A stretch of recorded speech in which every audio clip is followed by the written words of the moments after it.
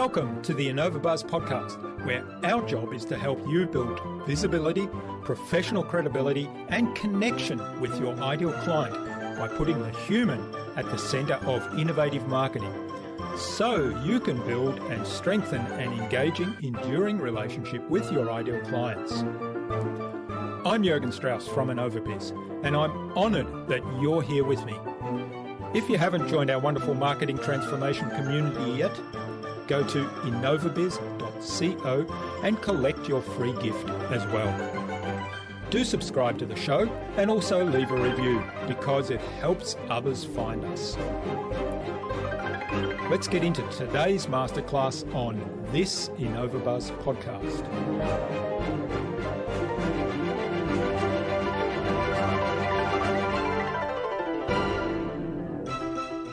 All marketing is manipulation.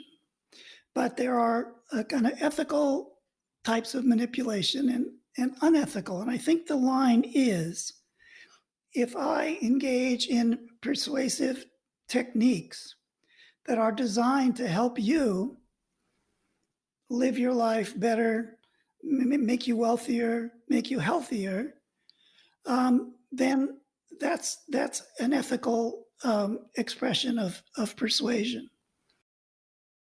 What isn't ethical is when you manipulate people for your benefit, but against their own interests.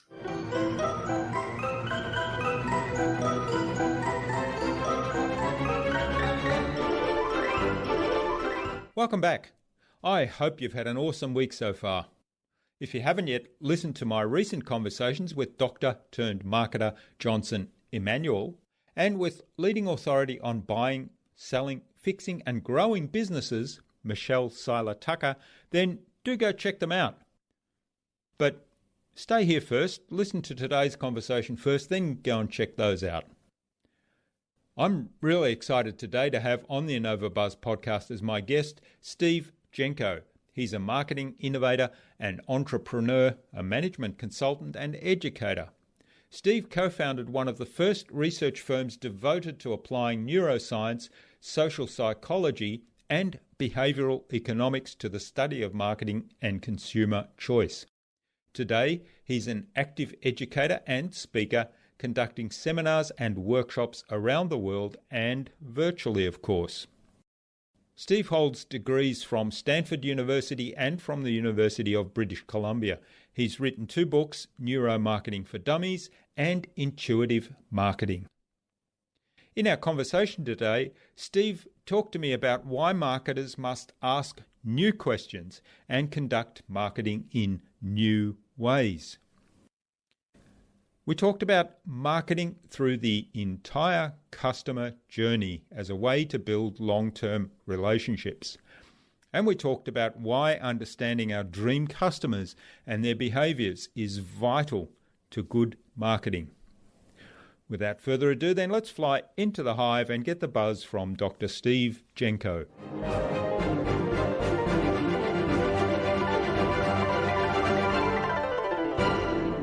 Hi, I'm your host Jürgen Strauss from InnovaBuzz, and I'm really excited today to welcome to the InnovaBuzz podcast from Sunnyvale, California in the USA, Steve Genco, who's a managing partner at Intuitive Consumer Insights, and he's the lead author of Neuromarketing for Dummies and also author of Intuitive Marketing. Welcome to the InnovaBuzz podcast, Steve. It's a real privilege to have you here as my guest. Well, thank you very much for inviting me, Jürgen. It's a pleasure to be here. And Will Leach, who was our guest on episode 399 of the InnovaBuzz podcast, suggested that we have a conversation with you and introduced us. So big hello to Will. Yes, definitely. Will was our resident genius at Frito-Lay. That's where I met him many years ago.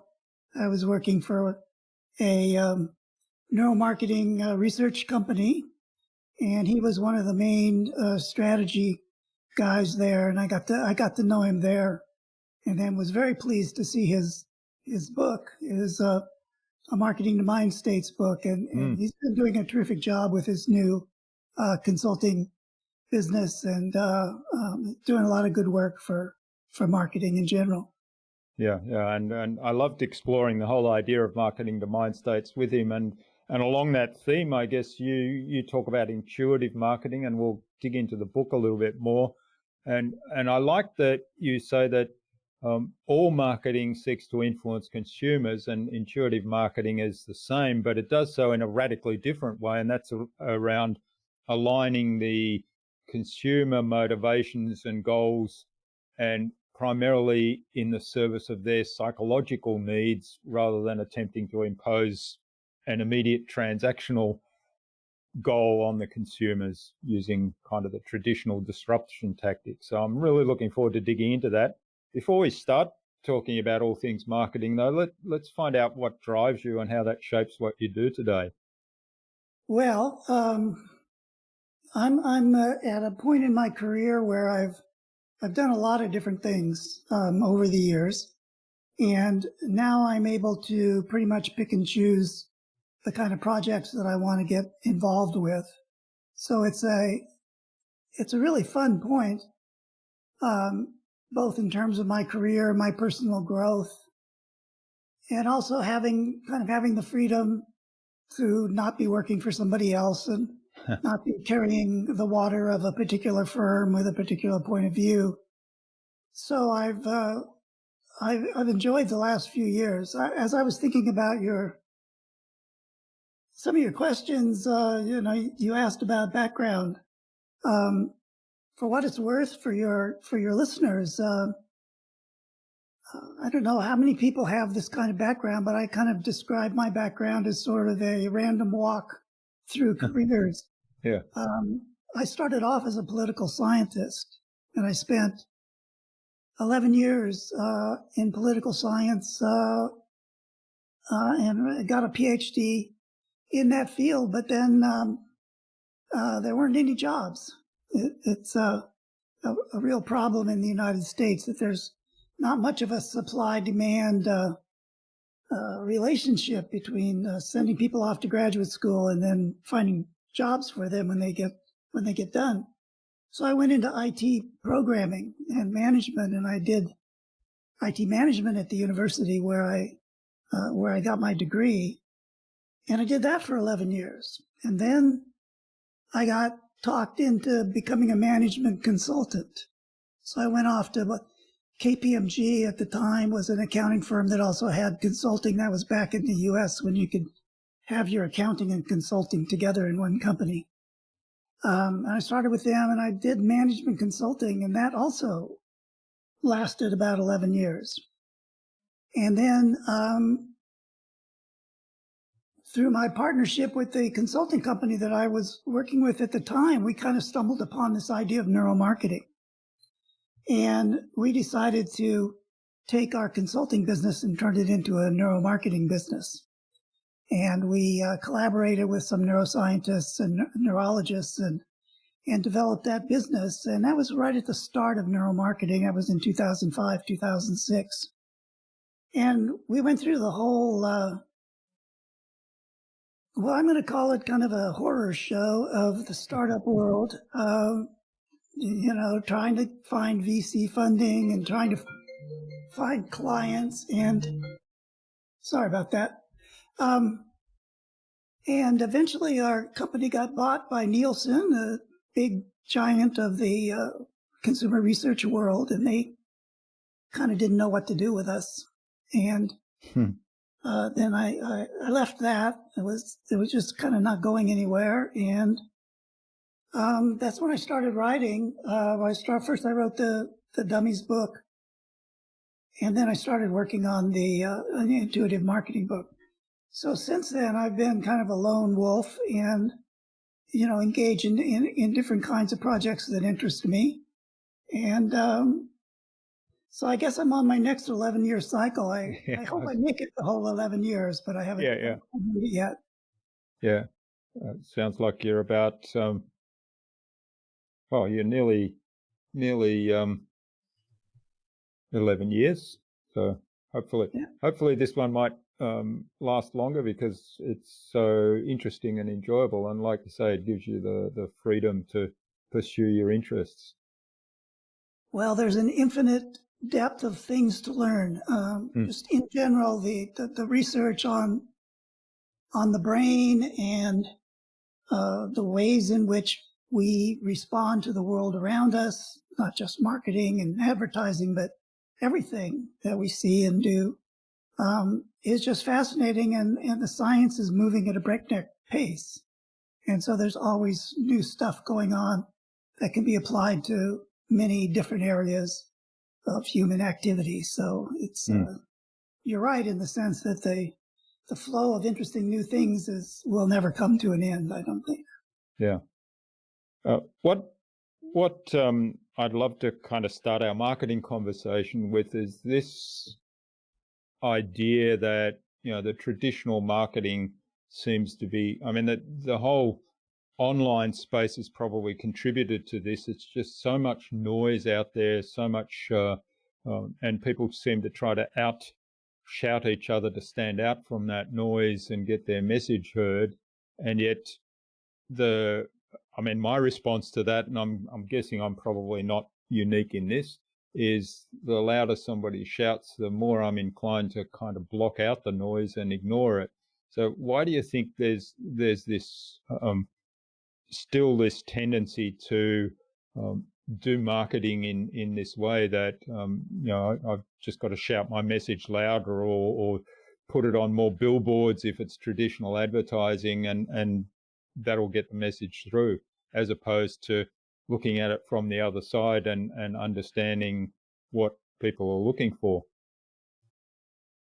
Yes, I think you've very accurately described the situation. And it's certainly what I was feeling when I started working on the ideas in intuitive marketing. I had just kind of come to the point where I felt that the marketing and the advertising were kind of overwhelming. An old statistic is that, like back in the 70s, we were maybe subjected to 500 ads a day. And today with the internet and advertising everywhere, it's more like 5,000 a day. And so it's like this onslaught. And as I kind of started digging into attention and emotion and memory and all these cognitive factors that influence the way we respond to the world around us, I realized that this constant drive to be, I think the phrase is to rise above the clutter, right? To see everybody else's advertising as noise and mine as somehow special and wonderful. And so if I just talk louder, my viewers or my listeners will figure out that I'm the one that they ought to be listening to. But what happens, in fact, is everybody's thinking that. And so you get a kind of a tragedy of the commons effect, where each marketer, each advertiser is trying to grab your attention and rise above the clutter of everybody else. But when everybody's doing that, you're just subjected to the onslaught. And what consumers do is they filter it out and they ignore it, or they may actually respond negatively to it. And we know that both consciously and unconsciously, people are building sort of normative models of everything that they encounter, either in marketing or in shopping or in actual consuming, and kind of having almost like a temperature indicator that says, I'm warm towards this or I'm cold towards this. And every one of those interactions kind of makes that temperature go up or down. And that then influences your next encounter with that product or brand, which then will have another effect, either up or down. And so if you want to understand how people actually absorb advertising, you come to realize that the older models, you asked why do marketers hang on to them? One is that they've been relatively successful for years. It's not that traditional marketing doesn't work. It's that we can't predict when it will work, and we don't understand when it doesn't work. And I think that's because marketers often think that it's doing something other than what it's really doing. So they think they're persuading people. But what they're probably really doing most of the time is they're conditioning people at an unconscious level to have certain kinds of affective responses to their products or their brands. And this builds up over time. And it looks like persuasion because they define it that way. Do people go out and buy my product? Well, if you sell, any kind of product that has a market, has an audience, it's pretty hard to, get everybody to stop buying your product. So, you assume that you're doing the right thing, and of course you're spending a lot of money, and the marketing department has to justify to the money guys, right, the senior management, that they are providing value, return on investment, and so it just kind of engages in just kind of more of the same behavior. I think also we have an interesting situation that a lot of the people that are in senior positions in marketing today got there, before many of these new techniques were developed, or these new approaches. And it's difficult to kind of relearn a lot of things. So we found when I was doing this as a neuromarketing consultancy that it's often a big hurdle to go from traditional marketing insights and beliefs to some of these new ideas, which are often counterintuitive to what people thought was the right way to do things before. Yeah, certainly counterintuitive, but at the same time, when you break it down, and certainly you've done that really well in your book, it's a lot of common sense, and I kind of think of it as if you put yourself in the potential consumer's shoes, understanding your dream customer and what they're looking to achieve, and then aim to give them that experience at every touch point, then that kind of really addresses what you're promoting, right? What you say is that I think one of the things that I really liked you sort of said in the book was that it's required that marketers ask new questions and then conduct marketing in new ways. So tell us a little bit more about those new questions and that new approach. Sure. What I discovered when I was out talking to clients and trying to sell neuromarketing studies was that people were really interested in these new methods, really interested in looking at brain waves, and putting an EEG headset on people and watching your ads, or other material that you're testing. But what I found was they tended to ask the same old questions, and the same old questions are kind of they go back to the door-to-door salesman days of the AIDA technique, attention, interest, desire, and action. And so they would ask, they would assume, I want to have more attention than anybody else. So does this ad draw people's attention? And then they wanted to know, do people like it? And then they wanted to know, are people going to remember it? So those seem to be three pretty simple questions. But in fact, all three have layers of complexity to them. And you want to think about those things in different ways according to what your objectives are. So sometimes you want to have attention and sometimes you don't. This is very counterintuitive. That most advertising, I believe, works when there is low or no attention paid to it. And it works through, as I mentioned, conditioning, priming, these unconscious learning processes. So that's why I dug into learning, memory and learning processes in the book, because I really needed to understand those to see how these experiences, these exposures we have to marketing and advertising, what do they do after they get in your brain? After you've experienced it, what happens next? And so attention, sometimes it's good and sometimes it's not good. Emotion, liking, I found in my research is a kind of an ephemeral state that there's lots of reasons why people can think they like something that's not really about the thing that they think they're liking. So that is to say, as we've seen from like behavioral economics, you may not like a $30 bottle of wine if it's sitting on the shelf next to a $10 bottle of wine. But if I then put a $90 bottle of wine on the other side, all of a sudden it looks good. All of a sudden I like it. So, and several other ways in which liking can be manipulated. And it's also not very predictive.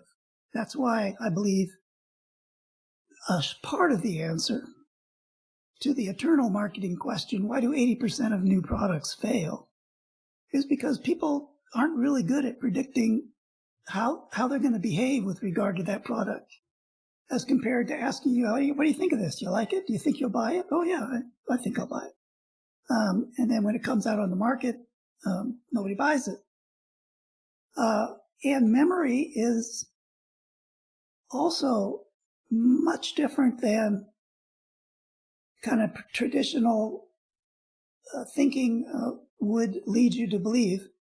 And this was one of the most fascinating things, was that there's explicit memory and there's implicit memory. Explicit memory is memorization. It's explicitly and deliberatively trying to remember something. Like you try to remember a phone number, try to remember your social security number. These are explicit memory processes, and those memories go into particular kind of parts of our memory systems. But a lot of the things that we learn in the world, we learn kind of inadvertently. And this is what implicit memory and implicit learning are all about. And when people learn implicitly, they don't learn facts and events. They don't memorize the content of an ad. They basically just file away. Does it seem like something that I would want to encounter in the future? If I came across this in the future, would I want to approach it or would I want to avoid it? And that's kind of the main thing that gets put into long-term memory. And also, there's classification processes where you classify it. What is it? It goes kind of with this stuff. It's the same as this stuff or similar. It's very different than this stuff. All these processes occur unconsciously. And do you have an example? Do you have an example of that intuitive learning, or that kind of by learning, as you put it, that goes into the unconscious memory? Yeah, it's basically what you learn when you're just kind of taking in what's around you, not necessarily paying attention to it, and not kind of deliberately focusing on it, is you learn a bunch of things that Daniel Kahneman in his book, Thinking Fast and Slow, calls natural assessments. So you learn things like, these are so basic that we don't even think about them. You learn like how big it is. You learn how far away it is. You learn how heavy it is. But you also learn whether it's something that is going to be of value to you, or maybe it's going to be dangerous or something to avoid. And you also learn what categories it's in. And you learn things like its frequency. So we have like a little statistical engine in our brains that is basically keeping track of how often do we see these things. And we use that to determine whether something is novel or familiar. What is novelty? Novelty means I don't have something I can relate this to in my memory banks. And it's new and it's innovative. And so I have to figure out how to deal with it. If it's familiar, I know a lot about it. I feel comfortable with it. I've had experience with it. Maybe it's been positive or maybe it's been negative, but it is there as a kind of a statistical record. So those are the kind of things that we automatically encode. And I believe that a lot of advertising gets encoded in that way, that the frequency, the emotional tenor or tone, these kind of relatively vague and general things are what we are constantly recording. And they then emerge again unconsciously when we're trying to make a decision. And sometimes we talk about having gut feelings or having a hunch or just a feeling that, what is this today? I'm so popular. Sorry about that again. I thought he would get the message last time. So gut feelings, yes. And or just a general sense, sometimes we don't even feel like we're making a decision. It just seems like there's just a natural thing to do. You walk up to the toothpaste shelf in the grocery store, and there's 300 brands of toothpaste sitting there, right next to each other. What do? Well, you probably just go with what you usually buy. And that's a habitual buy. And that's based on all that experience that's kind of filed away that says, this is the toothpaste I use. I like the taste. My teeth seem to be clean enough. And I go and get it. We've talked about attention. In a situation like that where you have a habitual buyer, you don't want that person to engage in too much attention. You want them to basically engage in the habitual behavior, which is almost like a procedural thing that you don't even think about. You just grab the product that you always grab. And if you're the owner of that product, the last thing you want that consumer doing is stopping and going, maybe I should try a different toothpaste this time. But that's one of the things that attention can do. So it kind of works. I think it works in that way. And that's kind of the basic of it. I tried to lay out some of the research, some of the really interesting experiments that have been done over the years that highlight how this stuff seems to actually work in people's brains. Yeah, that's fascinating. The example of that toothpaste and the buying process there, it brings up in my mind the point you make in the book that marketing is actually part of the whole consumer cycle. It's not just about the point of convincing that consumer to buy my toothpaste. It's like once I have that person as a regular buyer of my toothpaste, I still need to do marketing. I still need to consider marketing as part of their customer journey. And one of the things that frustrates me a lot is that everybody, or a lot of the businesses, seem to be focused very much on just acquiring new customers and not paying attention to existing customers.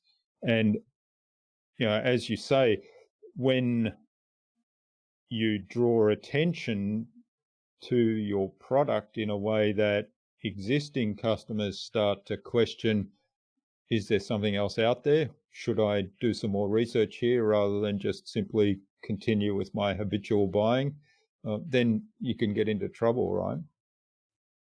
I mean, the classic example for me is that the internet service providers or the telephone companies, they put out these offers and they say, 20% discount or whatever it might be for new customers, which is an attention-grabbing kind of offer. And if I'm an existing customer and I've done this, I've gone back to them, I've said, I'd like to go on that plan, please. And they say, no, it's only for new customers. Right. And so you've been a loyal customer for they don't say this, but the implication, of course, is you've been a loyal customer for so long, you're penalized for being a loyal customer. And of course, at that moment, I'm then saying to myself, I wonder what else is out there. So they've drawn that attention. Not so loyal anymore, thank you. Yeah. Yes, those are the kind of decisions that marketers seem to make, and I think they relate to this kind of short-term, long-term difference that you mentioned earlier.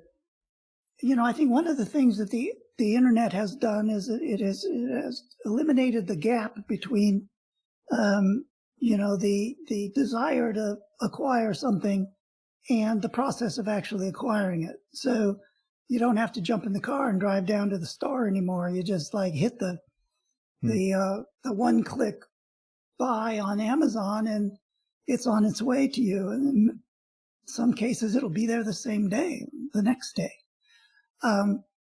So this tends to, I think, shrink the marketer's focus down to like conversion. How do I convert a browser into a buyer? And that's a very short-term transactional focus. And it's kind of like your example. So I'm going to throw a 20% discount to try to grab this new buyer. And I'm not looking at how that's going to affect my existing buyers. And so I'm looking at short-term, transactional, immediate conversion issues and calling that marketing, or in my book, that's sales. That's not marketing. Marketing is about the longer-term relationship. And I think the key to that is understanding, as you said, what is it that is driving your customers? What do they want out of their lives that your product can help them achieve, or that your brand signifies to them so that they want to be associated with your brand? Not, how do I get this person to do something that they didn't really want to do? Which is buy this. They're on the site, they're looking at shoes or clothes or whatever. And I want buy. How do I get you to buy? 20% off, 30% off. Oh, if you do it within 5 minutes, they go down the whole Cialdini list of weapons of influence, right? Scarcity, authority, social proof, whatever it takes. And I think that's alienating. I think that we're just overwhelmed by it. And not every brand is going to become a great brand that people feel a loyalty to because it represents some values that they share. A lot of economic life is pretty prosaic and simple. We don't love a lot of brands, but we do sort of love a few, or we feel a kind of a relationship with them. And those are the ones that don't have to engage in persuasive advertising. The example that I use, which is kind of a polarizing one, but that's why I like using it, is Disneyland. When I was, I think I was 6 or 7 years old, when Disneyland in Southern California opened up, my dad and mom took us, me and my brother, to Disneyland. And we didn't have very many vacations. And so this was a big deal. My dad owned a store, so we had to actually close the store in order to have a vacation. And we lived in the Central Valley of California, so it's about a 3 or 4 hour drive down to LA. So we went to Disneyland, and it was like just a magical experience for a 6-year-old kid. And we went back a few times. And then when I had my children, first thing we did was we took them to Disneyland. We went to some of the same spots, took pictures in front of the same, things, spots. And now my daughter just had a child, my first grandson, and we're already planning our first trip to Disneyland with him. Now, Disneyland alienates some people, and I understand for good reasons. But for me, it is so tied up with these deeply emotional family memories that, the brand it just has a special place. And, they can sucker me into a Disneyland deal just about any time, any way. And so that's kind of the ideal, I think. Yeah. I guess there's a big point there, and it's around that emotional connection. And I know, I mean, my experience of Disneyland, I haven't taken my kids to Disneyland, and they're adults now, because obviously it would have been a rather large trip for us. But I certainly grew up watching the Disneyland show regularly. That used to run on Sunday nights on our television here. And when I was a young kid, that used to be one of the things that we were allowed to watch. We weren't allowed to watch a lot of television, but that was one of the things we were allowed to watch. And it was always fascinating because they'd have this whole eclectic range of things, from adventure stories with, geared to young people, or they'd have cartoons, or they'd have nature stories, so it was always different things, or they'd have interesting science stories, which I was a kind of a science geek as a young kid as well. So there'd always be this different stuff. So I was a kind of a Disney fan from very young. And then later on in life, when I was traveling a lot to the US, I had a time when I missed a connecting flight in LA, and it meant that I had to stay a day in LA to get the next flight back home to Melbourne. And I thought, well, what will I do with that day? And I thought, I'll go to Disneyland. And I spent a day in Disneyland on my own when my kids were home. They were probably 10 and 8 or so at the time. And I had a ball, but, the whole time I was thinking, I just so wish I could bring my kids along there. So there is that emotional connection, isn't it? It's sort of from the experiences that we've had and from living those experiences in that moment. Right, and it gets back to your point about the consumer cycle, that that kind of connection doesn't happen from watching an ad or even a whole campaign. You have to experience. In that case, the product is the experience. The consumption is consuming the experience of the family at the park. But as that, you have to kind of cycle through all of that to build up these memories, to build up these emotional connections. And it doesn't have to be, if you think of any other brand, if you just think of, well, what are the top brands that come to mind? They just start coming to mind, and you ask, what is it about them? Why do they come to mind? You think of Nike, you think of Starbucks, you think of Apple, Google. These brands have a kind of it's not always, warm and fuzzy emotions, but they have connections. For me, for example, Google has been, because I'm a researcher and I'm a scientist at heart.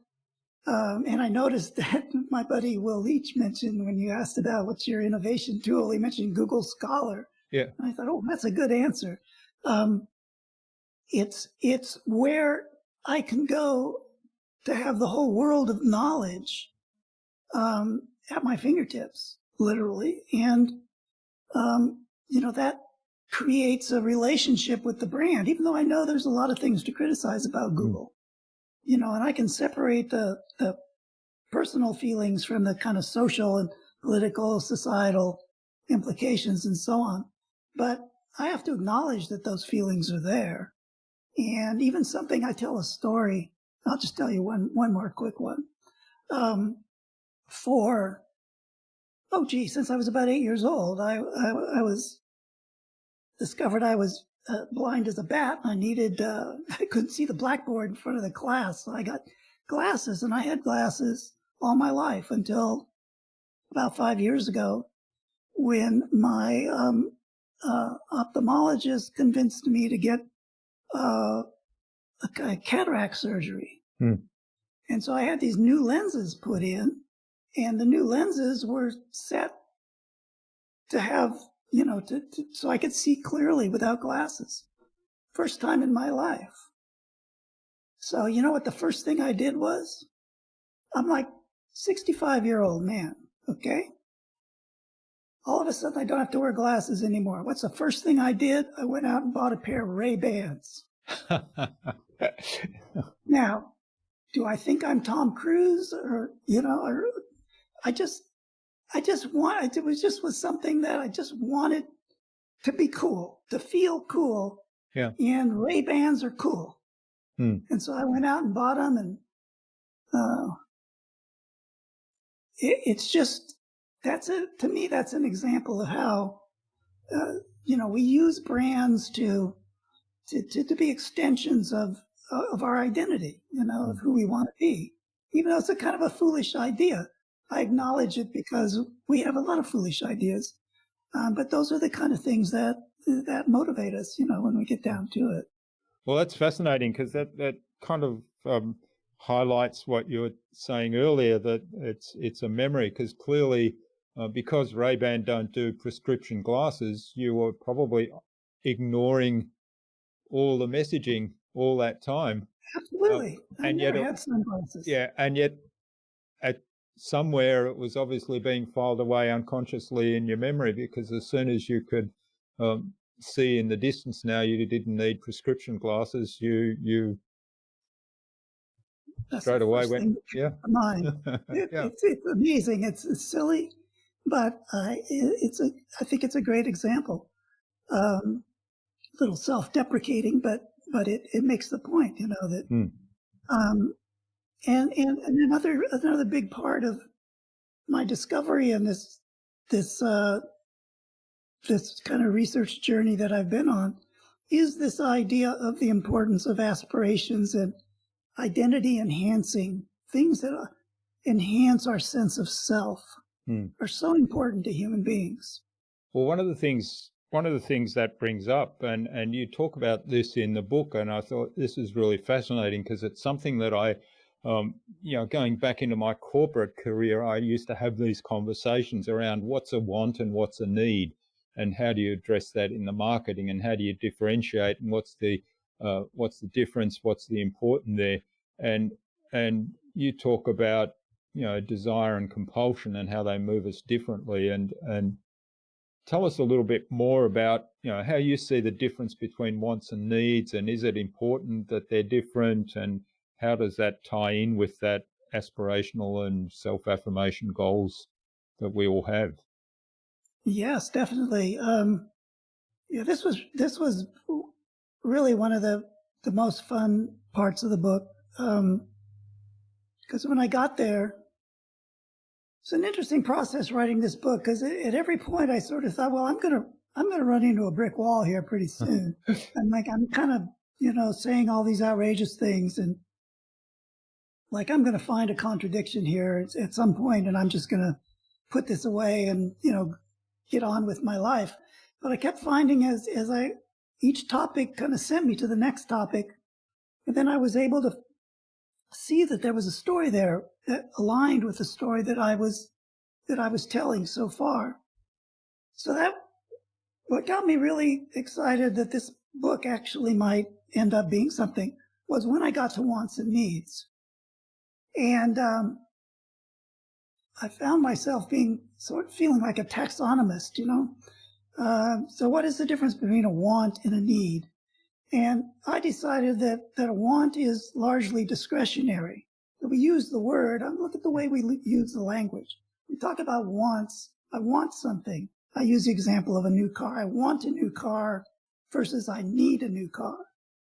Now, to me, these are very different things. To want a new car means I have some aspiration. I want,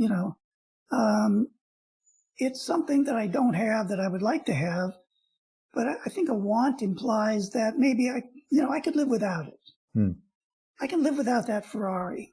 I'd really like to have it, but my bank account says no. So I can live without it. But needs are different. Needs are compulsions. So needs have to be satisfied. So the basic need is the physiological need. You get hungry, you get thirsty, you get sleepy. Your body demands that you engage some behavior to close that gap between how you're feeling and how you want to feel. And then I found that psychological needs tended to work very much in the same way. That we also have psychological needs, and they are these needs for self-esteem, these needs for belonging, these needs to be in control of your life. These are basic fundamental needs. And if they go out of whack, people engage in various kinds of behavior, sometimes constructive and sometimes destructive, to kind of get back to a balance with regard to that need. And so those are very different kinds of things. Now, most marketing tries to find a want or tries to create a want, often by telling you that something's not quite right in your life, right? Mm. Your clothes aren't white enough, or your teeth aren't white enough, or your car isn't sexy enough, and you want to kind of rebalance that, and so go buy my product, and that will get you back to homeostasis. But equally, you can look out, you can look forward, and instead of trying to convince people that they're broken and need to be fixed, you can say, hey, I know what you're trying to accomplish in your life, and here, let me help you. Here's how my brand helps you, or how my brand reflects the same values that you're trying to achieve in your life. That, to me, seems to be a very different kind of sell and a very different kind of message, and one that can be delivered in a way that's not adversarial, but is actually, collaborative. Also, it's the kind of thing that I'm more inclined to want to listen to. Hmm. So, go back to my Disneyland example. If an ad for some Disney property comes on TV, I watch it because I'm interested in it. I use a term called aligned intent, that the marketing message is aligned with the intentions that I have at that moment. And that's when I'm receptive to the marketing message. That's when persuasion works. But if I'm not in that state, then your marketing message is kind of, just goes over my head, or in one ear and out the other.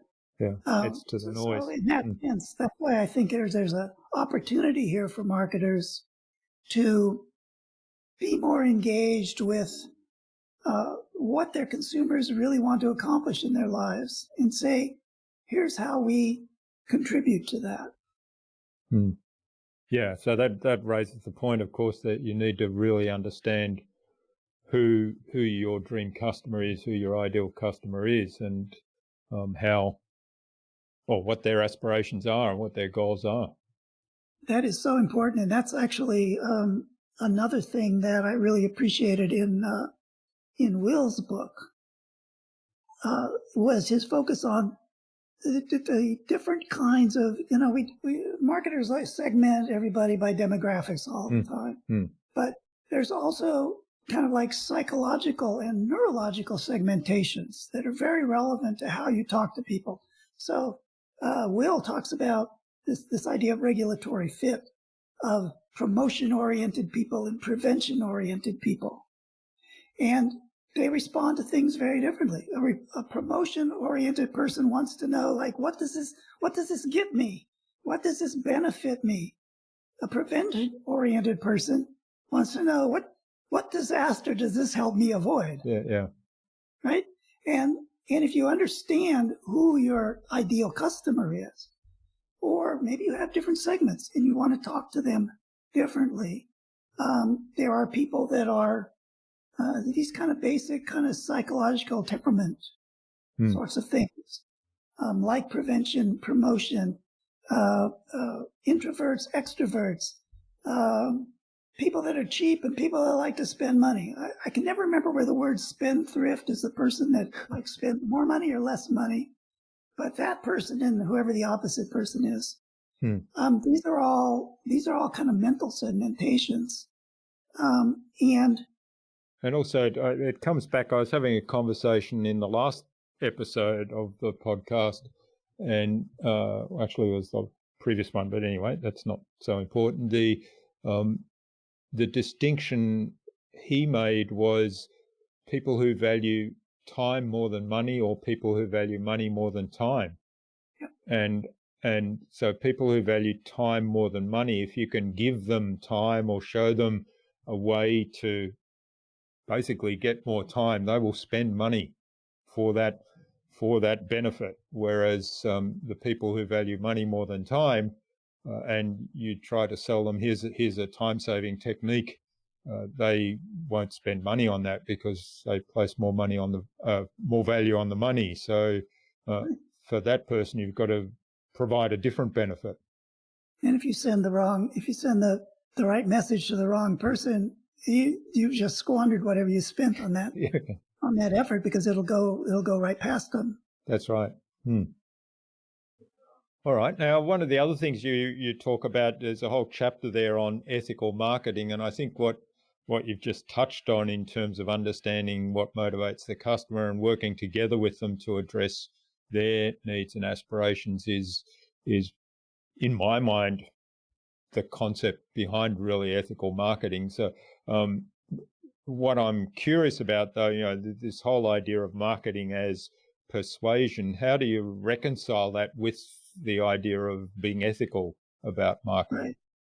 Well, that is a very interesting problem, and the way I ended up kind of slicing it is that you can sort of imagine kind of purely rational argumentation, the Socratic dialogue kind of at one extreme.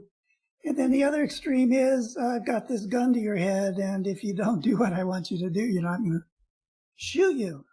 Coercion. So rational argument to coercion. What's in the middle? Well, what's in the middle is persuasion. It's various types of manipulation. So all marketing is manipulation. But there are kind of ethical types of manipulation and unethical. And I think the line is, if I engage in persuasive techniques that are designed to help you live your life better, make you wealthier, make you healthier, then that's an ethical expression of persuasion. Like right now, we're in the middle of this problem with vaccine hesitancy. Around the world, it's becoming a pretty big problem here in the U.S. because we have a lot of people running around here that think it's a political issue and they don't want to get vaccinated because it violates their political beliefs or their religious beliefs in some cases. So how do you want to be able to convince those people that they need to do that because it's for their own benefit. It's for the benefit of their communities, their families, their society. So a certain degree of ethical persuasion, manipulation, if you will, to use the negative word, I think is appropriate and ethical in that circumstance. What isn't ethical is when you manipulate people for your benefit, but against their own interests. So if you're selling cigarettes, or some other product that's basically damaging to people's health, then I think you've got a real problem in terms of what you're trying to get people to do. So the line is there, I think, in terms of what's the purpose of your marketing effort? Is your purpose to get somebody to do what you want them to do, even though it may not be good for them? Or is it to help them do things that they would want to do, but they just need a little nudging in order to get there? And so that's where you get into that whole issue about nudging and behavioral interventions, which my pal Will Leach is the master of. How you set up those kinds of situations. And what I worry about, what I talk about in the book, was I noticed if you go onto Amazon and you search the book section for influence, how to influence people, you'll see lots and lots of books and that are really kind of say, well, people are puppets, and I'm going to teach you the tricks and tips, how you can get people to do anything you want, how you can get them to dance at the end of your puppet strings. And that is basically dehumanizing. And I think once you go down that road, you're going to find yourself in a situation where you're going to be ethically challenged. And I tend to think my own experience has been that kind of tends to, we think of it as an individual issue, but it tends to be an organizational issue. So marketing organizations, the leadership of marketing organizations are the ones that set the tone. Why are we here? At one extreme, you have like the boiler rooms, like in Glengarry Glen Ross, right? The always be closing, right? Call the little old ladies up and get them to, invest their life savings in whatever little Ponzi scheme we've got going. And you're not only not helping your customers improve their lives and their humanity, you're actually having a negative impact. But if you look at people like Richard Thaler, the behavioral economist, who talks about nudging, who wrote some of the best books on nudging and behavioral interventions, they say that the purpose is to help people make good decisions. If you're helping people make good decisions that are good for them, then I think you have some leeway in how you do that. But ultimately, if you betray people, they will figure it out eventually. It's a losing proposition. Yeah, I think that's why many businesses die, because they don't treat their customers with respect. I think the idea of treating it as will help you make the best decision for you. I mean, first of all, you need to know who's the dream client and what are their needs, what are their aspirations, and so on. And are we a match, or is our product a match? But then helping them make a good decision, I think, is really good marketing, and particularly if you take the approach of helping them make a decision regardless of whether that's a yes, I'm going to buy your product or service, or no. In fact, where people say no and you say, good, that's the best decision, and what can I do to support you and move you to where what you need is, or connect you with the right product or service, even though it's not mine. That, to me, that's where it's an ethical marketing scenario.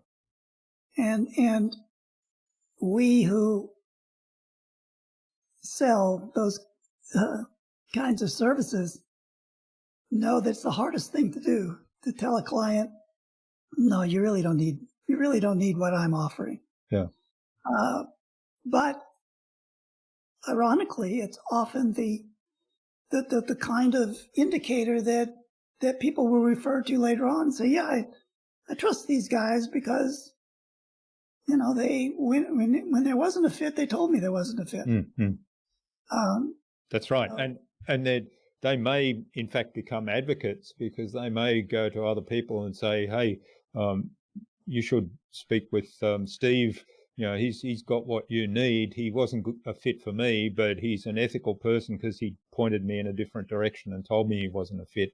So he will help you regardless of whether you decide it's a fit or not. Yeah, I think that's a position we'd all like to be in, that we have a reputation like that. Well, this has been wonderful, Steve. I could go on for ages talking about the psychology of marketing and human behavior. It's a fascinating topic and we can go deep, but we don't want to expose everything in the book. We want to leave some for people to read in the book. So I think it's a good time now to move on to the Buzz, which is our innovation round. And it's designed to help our audience, who are primarily leaders and innovators in their field, with some tips from your experience. So there's 5 scripted questions, and hopefully your answers will inspire the listener to go and do something really awesome today as a result. Well, no pressure. No pressure at all, no. What's the number one thing you think anyone needs to do to be more innovative? Well, I think innovation is a team sport. I think that's the most important thing. I think it's important to be humble. It's important to realize that you're not the only genius in the room. It's important to listen to your customers, talk to them regularly. And it's important to hire people that are smarter than you and listen to them. And I think that's the way to continually surprise yourself, which is what you have to do if you want to be innovative. Yeah, I love it. And I love, you're not the only genius in the room. So look out for the other geniuses, and certainly hiring good people is great tip as well. Okay, now what's the best thing you've done to develop new ideas? Well, I had to go back to my management consulting days to find a good answer to this question. And what I found really worked well, and I developed this at a couple of companies, was the idea of an innovation pipeline process.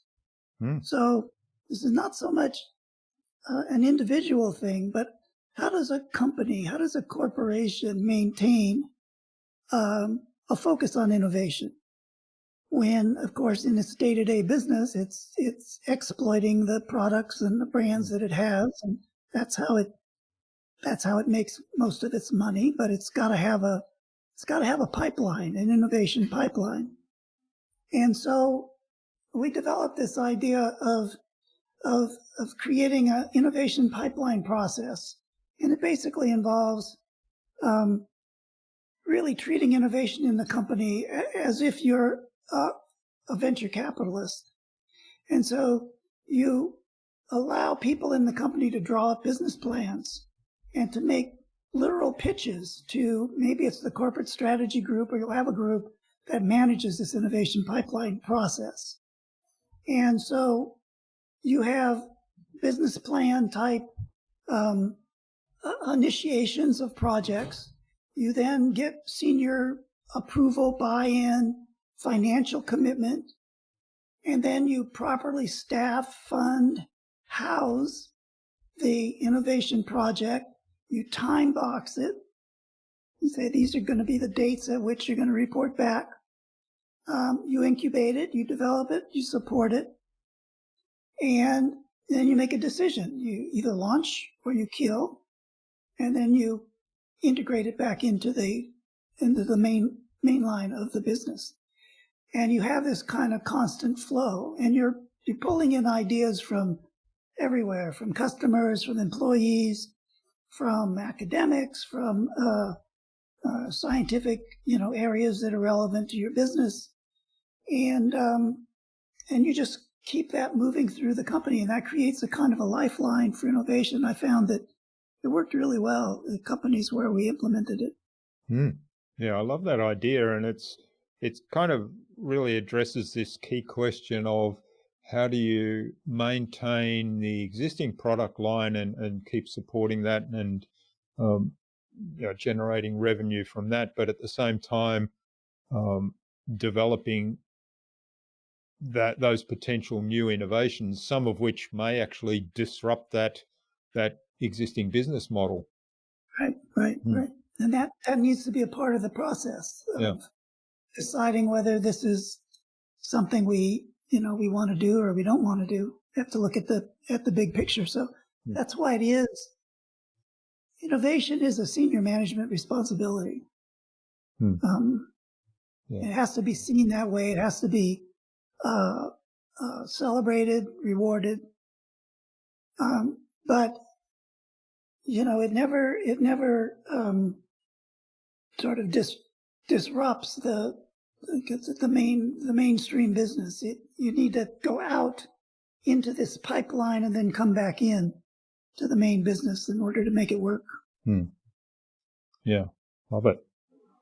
Okay, now, do you have a favorite resource you use most often? Well, I think maybe the answer to the question, I do have a tool that I use that I've been using for years. I'm having some problems with it recently, but I'll still recommend it. And that's Evernote, which is a great tool for collecting articles, any kind of thing that you want to save, web reporting pieces. And if it's got a good web clipper, so that's the key thing, a web clipper, that it'll, you go on a web page, you say, I want to keep this. So you clip it, you put it into Evernote, you tag it with your various categories. I have probably 10,000 things in my Evernote data file at this point, and they're all cross-tabbed. They're they relate to each other in various ways. And after you reach a certain critical mass, you discover that, oh, there's this thing that I read 6 months ago that I forgot about that is very relevant to this thing that I just read and thought was really interesting. And then trying to put them all back, trying to match them up. And so you get these kind of lateral connections. And that helps you come up, I think, with some innovative ideas, because most innovations are, taking two known things and putting them together. Yeah, and Evernote's a really good way to kind of, it's a PC or a computer-based notebook that you can, as you say, capture all these things, and it's pretty easy with the web clippers. I mean, I love these web clippers that allow you to put the things in those notebooks. Now, the ads, for one thing, they get rid of the ads. And I should say, just to not send anybody down the wrong rabbit hole, Evernote is having a lot of problems these days. They did a major upgrade that is a complete disaster.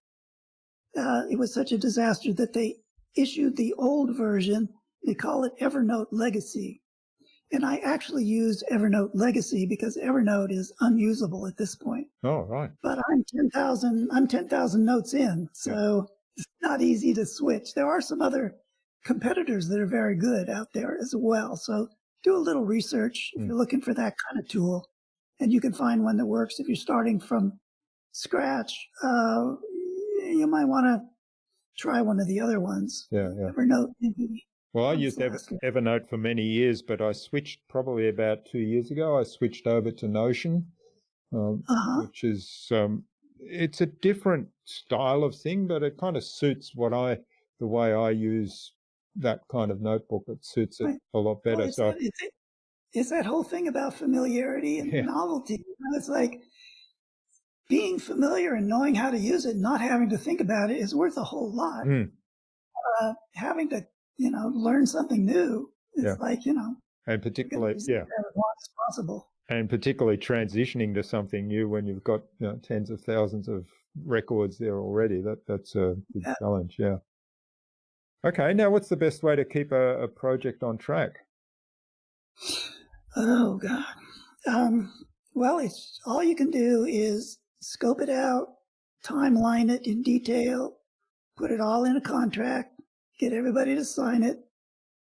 And I've also found that you can control scope creep by putting a price tag on every edition. And that will often cause the client to reconsider whether they really need that new thing. So that's pretty much what I've done over the years. Yeah, I like the idea of price tagging every edition, and it sort of gets them to think about, well, do I really need that? Is it worth that much? And also, like I'd add to that not just a dollar price tag, but also a time. So yeah, we can do that extra thing, but it'll delay the project by 3 months, for example. You can have it fast, you can have it good, or you can have it cheap. You can have all three. All three, yeah.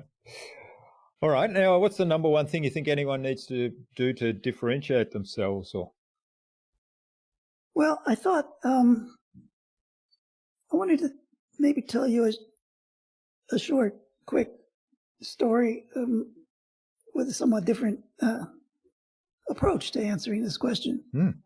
I found that if you are, I'm going to talk specifically about if you are in a consulting business, if you're in a service business, if you are in any kind of business where you know more about what you're doing than the customer knows what you're doing. I found that a lot of neuromarketing vendors that showed up early on tried to differentiate themselves by saying, we have secret knowledge. We have a secret sauce. We have a secret formula. We can't tell you what it is, but we can tell you whether people are going to like your ad or whether they're going to buy your product.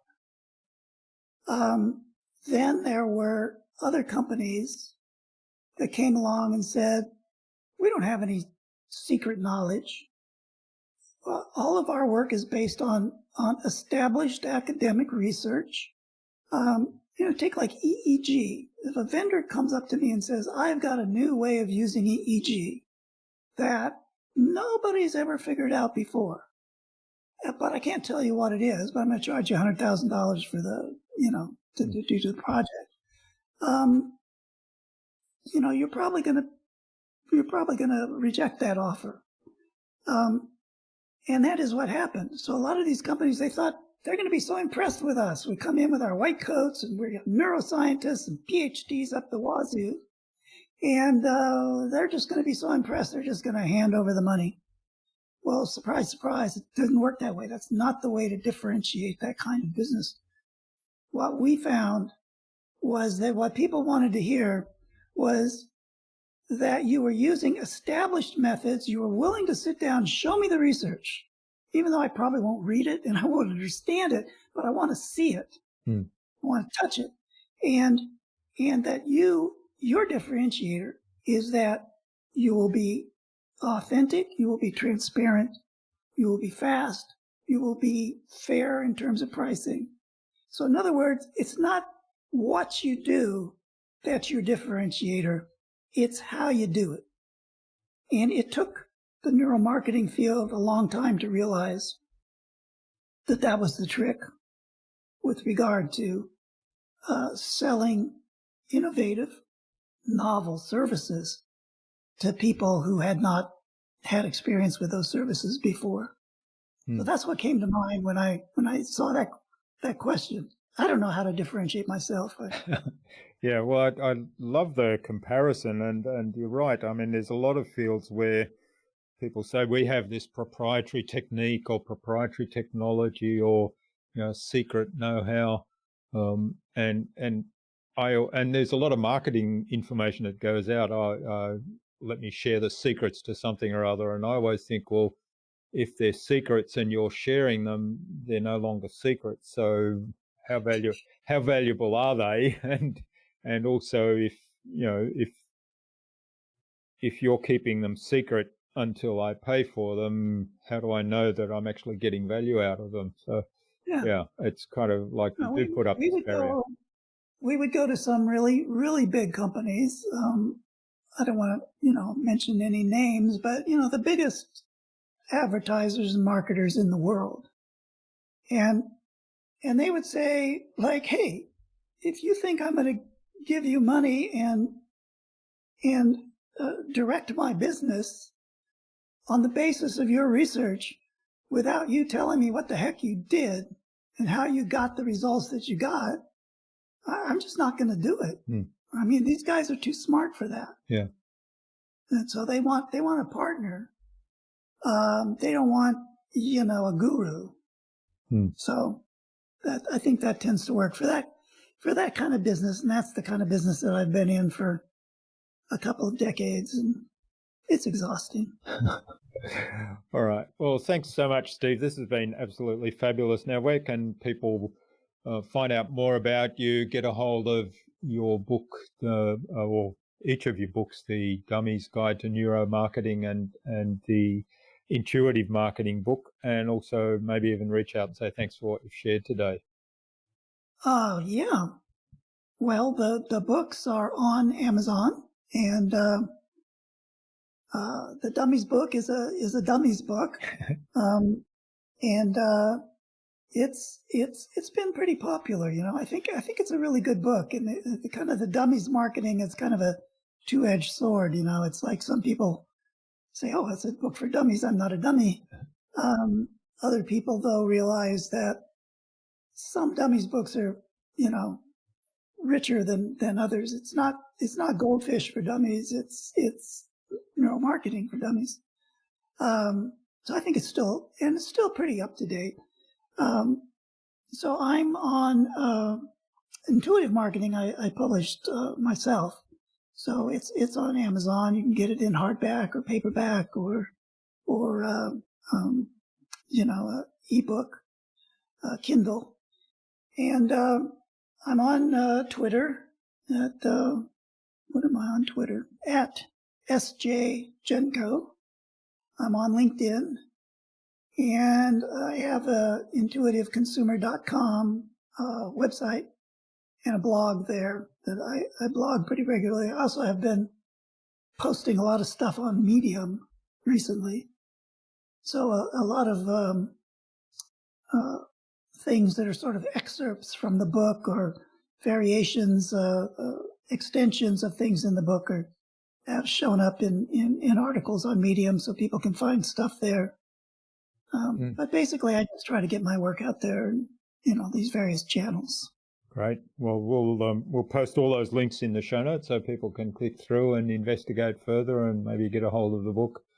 And I look forward to hearing certainly what people take out of the insights that you provide.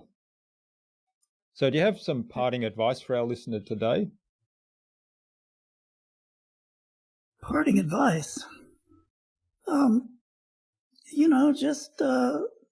think, people have to, marketers need to give some of these new techniques a chance. They have to, you need to give this stuff a chance, and there are some real valuable insights to be had. And you have to come at it, like I said, it works on both sides of the fence. You have to come at it with a little humility and a curiosity. And that's always how you progress is through this process of discovering new stuff and not being afraid of it and testing it and incorporating it. And that's how you succeed over. All marketing is manipulated. All right. Well, thanks, Steve. Finally, then, who else should I get on this show and why? Well, I wanted to mention to you a fellow Aussie named Peter Steidl, Steidl. Peter was a co-author with me on Neuromarketing for Dummies, but he's a prolific author, and he's written several books on with kind of neuro-related looks at various marketing and branding issues. Some of the most interesting stuff that he's done that I think you'd find interesting is he's done a lot of work with brand archetypes. So using these kind of, archetype characters and how those relate to brands, heroes. He's really done deep dive in his kind of Jungian sort of business, these archetypical ways in which we organize things and applying that to branding. Fascinating. He's also done work on shopping and the brand essence and brand image and also, of course, all the neuromarketing stuff. And you can talk to him in your own time zone. Yeah, he's from Melbourne. So, okay, well, we'll get an introduction to Peter from you and reach out to him, and maybe we can even see if we can do an in-person episode conversation, which would be exciting. I haven't done one of those for a while, since pre-pandemic, I think. Yes.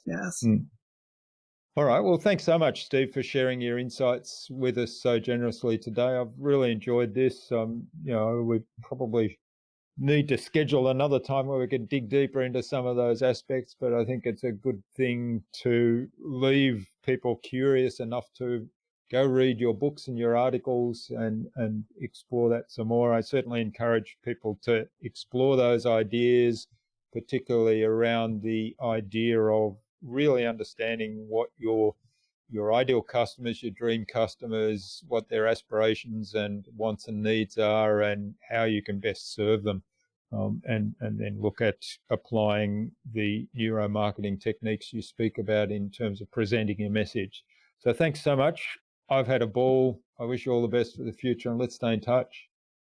Thank you. Thank you. Really enjoyed the conversation.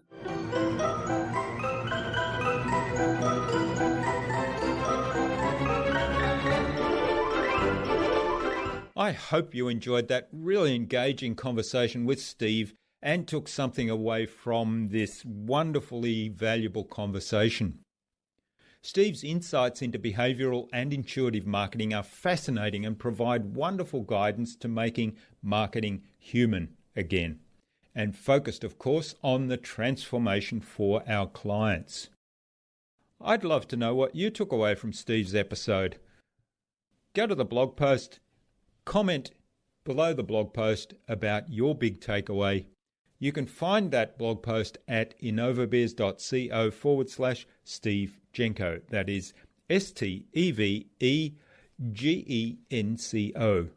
All lowercase, all one word, innovabizz.co/Steve Genco.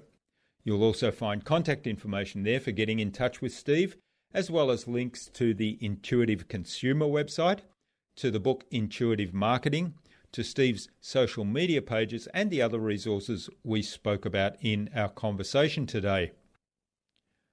Now, if you like this episode and you think it can help other people, then please don't keep it to yourself. Share it with those people that it might help. Tag me in on that share, because I will personally reach out to you to say thank you for spreading this valuable information to more people who it might help. Steve suggested that we have a conversation with Dr. Peter Steidl of Neurothinking on a future InnovaBuzz podcast episode. So Peter, keep an eye on your inbox for an invitation from us to the InnovaBuzz podcast, courtesy of Steve Genco.